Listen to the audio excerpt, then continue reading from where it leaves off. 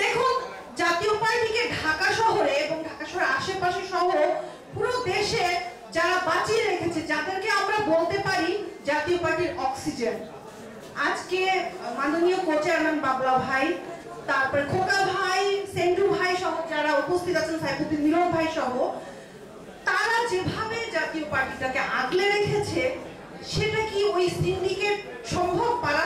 তারা কি পারে?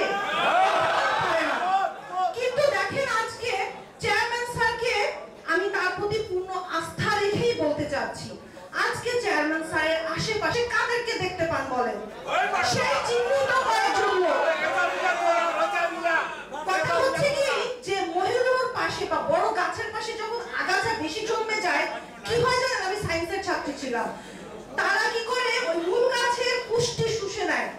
তো চেয়ারম্যান স্যার আসলে বুঝতে পারছে না তার আশেপাশে যে আগাছাগুলো একটা সময় তাকে শুষে নিয়ে তাকে ছুঁড়ে ফেলবে।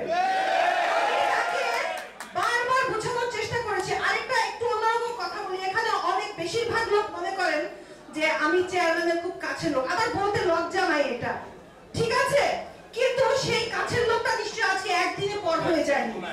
আমি শুধুমাত্র আমার বিবেকের তাড়নায় এবং এই অসঙ্গতিগুলো আমি আর সহ্য করতে পারছি না। আমি একজন মুক্তিযোদ্ধার মেয়ে, আমাকে এত ভয় দেখিয়ে কোনো কাজ হবে না।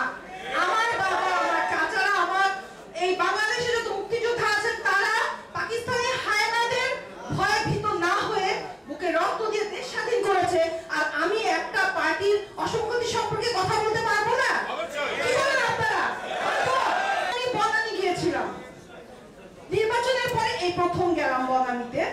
তো আমি ভাবলাম যে একটু দেখি কি অবস্থা, নির্বাচনের প্রথম পরে গেলাম, সেখানে যে দেখি মাননীয় মহাসচিব উনি গণমাধ্যম কর্মীদের সঙ্গে কথা বলছেন।